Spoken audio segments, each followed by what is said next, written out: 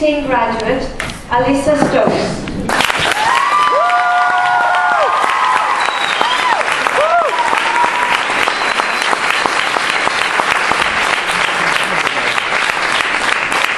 Please be seated. I'm very pleased to welcome our guest speaker this evening, Monica Johnson.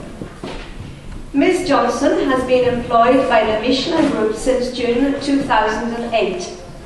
She worked in Greenville, South Carolina as Assistant General Counsel and Personnel Manager of Salaried Staff and came to Clermont in June 2014.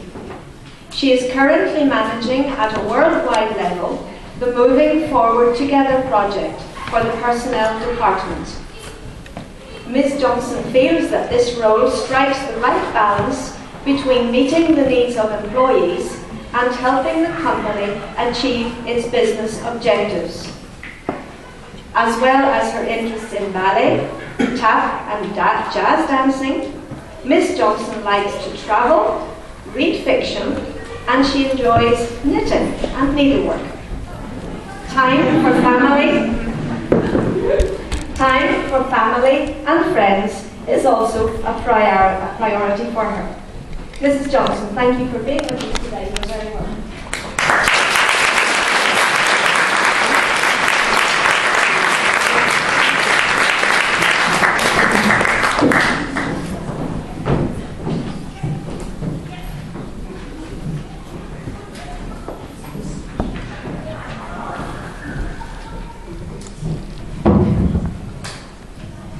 Us short people don't like podiums. So to Principal Alina and Ecole Beyond International, its students, its faculty, its family, and its friends, it's an honor to be with you on this very special occasion. First, congratulations to the students honored this evening. You've put in a lot of work, I can tell, and your work is paying off, so keep up the good work. Next, congratulations to the families that are here tonight supporting and encouraging these students. You are making a positive influence towards the academic success of these young people, and that's so very important for our future. So congratulations to you as well. And last but not least, congratulations to our graduate this evening, Miss Alyssa Stokes. Tonight, you achieve a major milestone. Your graduation signals the close of one chapter in the book of your life, and yet the beginning of the next one. And it's a good time to celebrate your accomplishments and reflect on your progress and prepare to go forward towards your life's goals. Now, your American high school friends do not have the pleasure of a personalized graduation speech. For shame on them. Tonight, though, I'm supposed to tell you some key to life, or perhaps pass, on some information on how you can pass the United States bar examination. Unfortunately, I'm not old enough to know about the key of life, and the thought of the bar exam still gives me the heebie-jeebies. So I can't help you there. I can, however, share with you some advice that was given to me, and that helped me through these years so far, and hopefully you will get something from these pearls of wisdom that will help you along your way. So the first pearl I will share with you is the common saying of keep on keeping on. You have accomplished so much already, and you've developed some skills already that will help you for the rest of your life. So, for example, remember those things that you learned when you were in Girl Scouts. I was a Girl Scout too, so I remember as well the sayings of Girl Scouts, such as make new friends but keep the old. So continue to be a Girl Scout. Be kind, help others, be sure to empower other girls who are coming behind you. Buy their cookies. I prefer the thin ones myself. Also, remember those things that you learned in gymnastics classes and in those gymnastics competitions and in your Civil Air Patrol work. So remember how to be confident and bold and fearless. And make sure that you practice before every performance. And of course, make sure that you remain graceful and poised under pressure. Back straight, shoulders back.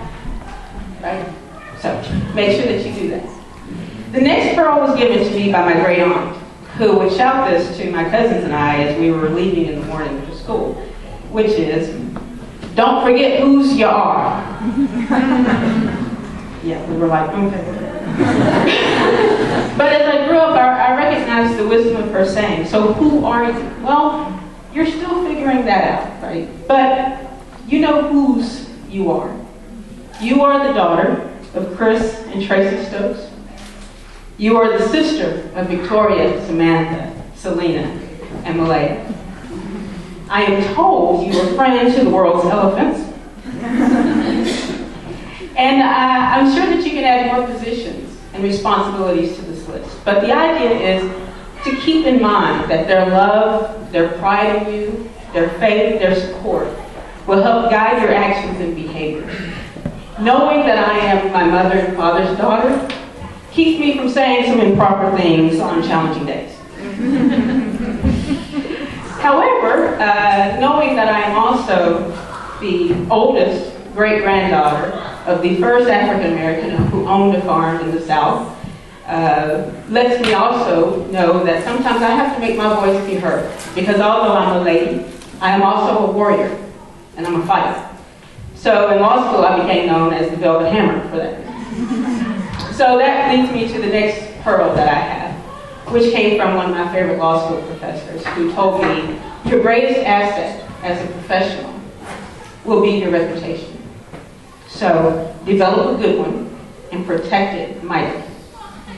In college, in law school, as a lawyer, in all of the work that you will do, be the one who is prepared. Be the one who is civil and respectful.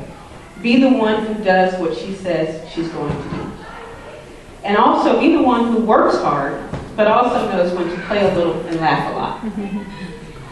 But speaking of working hard, the last pearl comes from my grandfather.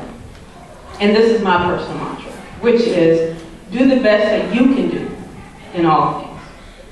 You are about to experience a very challenging time in your life. And you're about to work hard all the time. Okay? But achieving your dreams is about hard work. And you can't complain about the struggle. Because if it were easier, everybody would do it. And like Tom Hanks' character said in the movie A League of Their Own, the hard is what makes it fun. So all anybody can ask of you, and the only thing that you can expect of yourself, is to do your best. At the end of it, know that there is a light at the end of the tunnel. Over 10 years ago, I'm sure as a child you felt that high school was so far away. It was going to take so many years to get a graduation. But here we are, right? You're a graduate, you're a young lady, and in a few years, you will be a lawyer. And between now and then, you will overcome challenges, you will grow, you will turn your dreams into reality, and you will create more dreams. Enjoy all of it, and at the end, be careful, and if you can, have fun. That's my last pearl for you. So congratulations again, Alyssa, and I wish you the best of luck.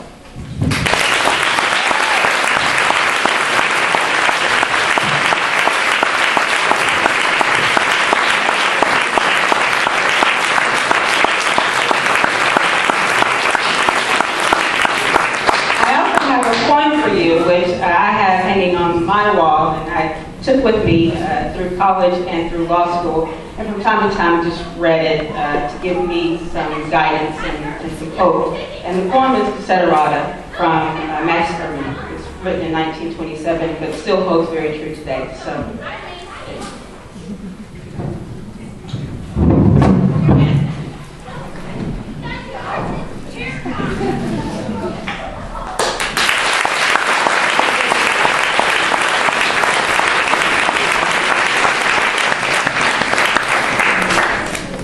And now I'll ask Alyssa to come forward and receive her diploma.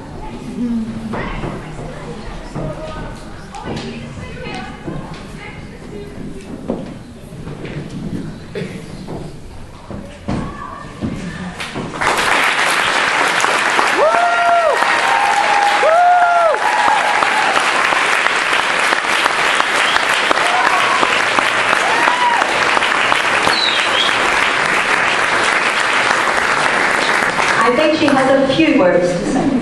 A few. Okay. Well, start.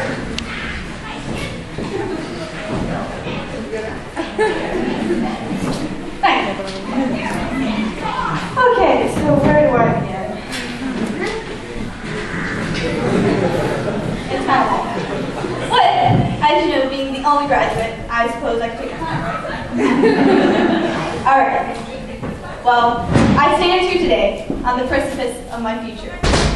It is not a distant reality anymore. It begins here, and it begins today. When I arrived a little over 2 years ago, I entered these doors as a very immature teen. But today, I will walk out. But I will walk out as an adult for the last time. I have gained the basic knowledge that will be my launch platform to the future that I see shining so brightly before me. I will go off to university and receive my bachelor's. And after, I will continue with my education. And when I grow up, I will become the best business attorney out there. Does it sound as if I'm overconfident here? Maybe. But whether I am or not is not necessarily the question. What I am is determined and focused. And I'm going to start crying.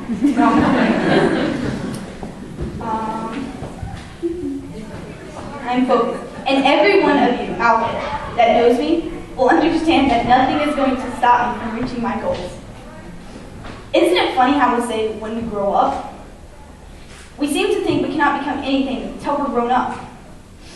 Although what we forget to realize is that God has put us into this world at this specific place for this specific time. So let's live today as we want to live our entire life. Because, believe it or not, our lives have already begun. Life is about taking chances. It's about doing something that everyone said you couldn't do. It's about not appearing to be goofy. It's about not caring what other people think. It's about learning to love what you have and using that to its fullest. And not worrying about what you don't have, because that's what life's about. No matter where we go or what we do, there are challenges ahead of us. What I'm asking from each of you, and especially from myself today, is that we meet those challenges straight on, with our head held high and our heart wide open. The world is our oyster, and every one of you are pearls. As to why I say you are all pearls, let me explain. Many of us in this room here today were new at one point. New to the beginning, new to being a family, new to France. But look, you are all still here shining bright and standing out like beautiful pearls. To the parents that are pearls, you're not just the people who feed us, put clothes on our backs, or even taxiing us around. Yes, I know at times we might not show it, and we're most likely stubborn. But we can never thank you enough for all the stuff you do for us, for talking when we're sad or happy, for making amazing memories that will last a lifetime, for being our first loves, and most definitely, for being our best friends. For the teachers, you shine like pearls. You're the ones that deal with us daily, dealing with the kids in the back of their classroom, laughing and talking. You're the ones that teach us, and we're so thankful. To the students, though tired or not, you still come to class, dealing with the heat and the appropriate clothing, dealing with the long days of school when you finish at 1800. These are just some of the reasons as to why you are all pearls. You know, I remember all the difficulties I encountered growing up. Difficulties like overcoming the feeling of being alone in this world after a very, very hard year. Difficulties of learning or adapting to a new country.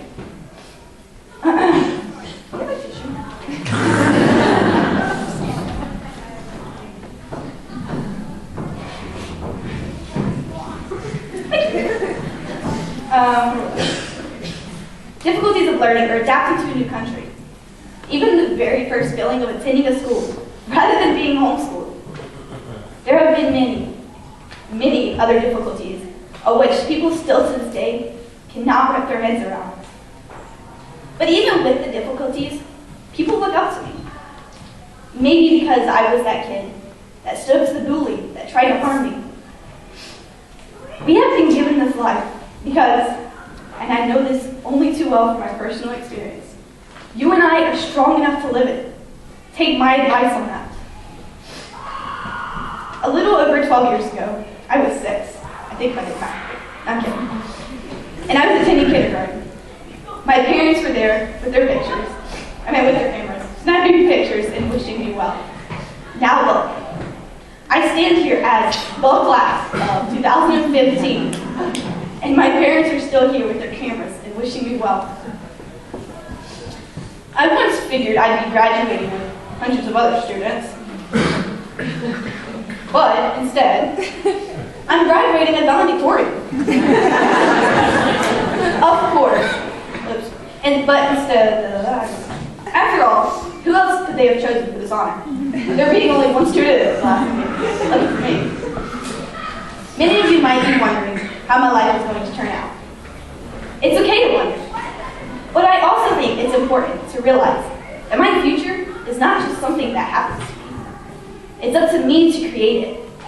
So I will embrace the opportunity before me to take what I have learned throughout the 12 years and put it to good use, and leave behind the stuff that's not useful, like English literature, English language, French, math, and the list goes on. No, I'm kidding. Through high school, I've experienced a lot of things, from learning how to switch classes, how to hide from the scary teachers, to slowly maturing, to losing many friends and understanding who the real ones are. Yet, high school is a phase in your life where you experience good and bad times. As my high school year is coming to an end, there is a bittersweet feeling that is coming along with it.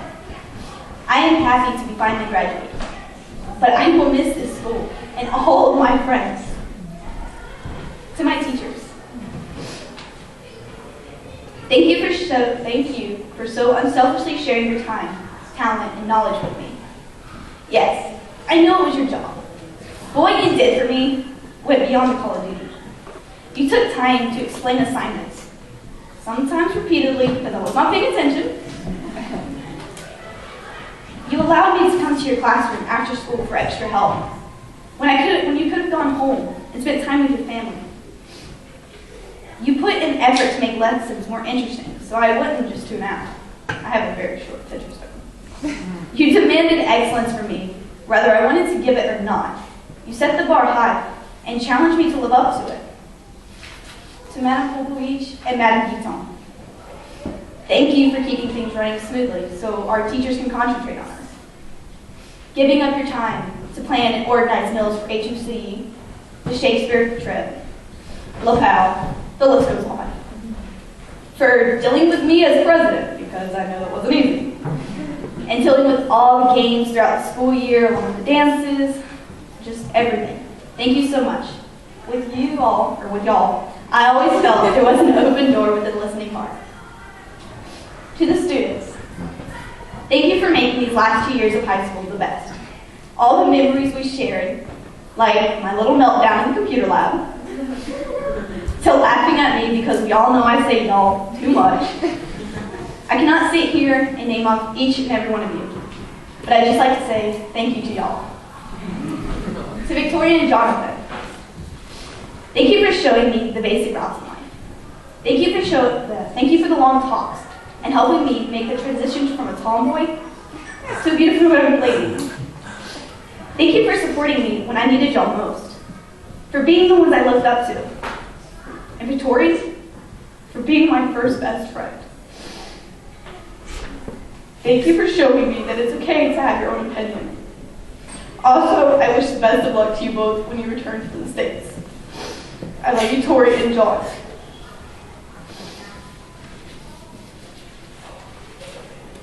To the twins, thank you for your support and all the laughs you've shared. Thanks for looking up to me, even though at times I was not the best example. Thank you for always covering my back. By the way, you still can't go home about that. Thank you for being my best friends. I love you, Samantha, and Selena both. To Malay, my little princess. Even though you're currently having a blast on that trip, there are still a few things I'd like to say. I hope someday you will become an amazing pianist. I'd also like to say thank you, because you can cheer me up with literally just 2 minutes. Not everyone can bust into my room at like 3 in the morning, asking to cuddle because of a nightmare. Thank you for having my back. I love you, little one. To Nathan, my boyfriend. Thank you for putting up with me in all of my dramatic ways. For helping me with homework, essays, and most definitely with the letters that I had to give to the university. Thank you for supporting me. Thanks for all the support you've given me and inspiring me to push myself. I'm so lucky to have someone like you. I love you. Now, last but not least, to my parents. And I'm going to try to do this without crying a lot. Thank you for supporting me in any ways possible to count.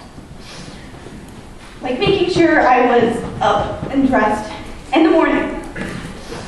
You helped me with homework, listened to my complaints, it was a lot, came to my plays, commiserated over my daily dramas. But at the same time, you gave me enough space so I could learn how to work things out for myself. And especially thank you for being my best friend, the one that I could talk to about anything. These are just few of the thousands of ways you supported me on this journey, and I cannot thank you enough, Mommy and Dad. Enough for all you've done for me, like encourage me not to give up or throw in the towel after all the difficulties I encountered. You gave me the strength to push myself past my limit. You continuously told me that the world is my oyster. So no, through moments of frustration, I might have shared a tear or two. I am no longer weeping at my conditions in this world. I do not weep at the world. Not in the least. I am too busy sharpening my oyster knife. I love you both so much, and I hope that I will continue to make y'all proud of me. And that y'all will be behind me every step of the way. I know that I was not the best of kids. Best of kids at times. But what can I say? I'm a spitting image of my dad. Thank you for making me feel safe again. And also for never giving up on me. Words cannot express the feeling I get when y'all are proud of me. Daddy, thank you for being my first love. For the one that I love to be around. For being my role model. I wish to be as accomplished as you someday. Mommy, thank you for knowing me the best. For being the one that helped me. For being the shoulder to cry on. Thank you for never giving up on your annoying yet special father. I love you so much, and one day I wish to be as snappy and quick as you. But one day I will also be able to win an argument against you. That is, of course, once I become the best business attorney out there. Thank you all for coming.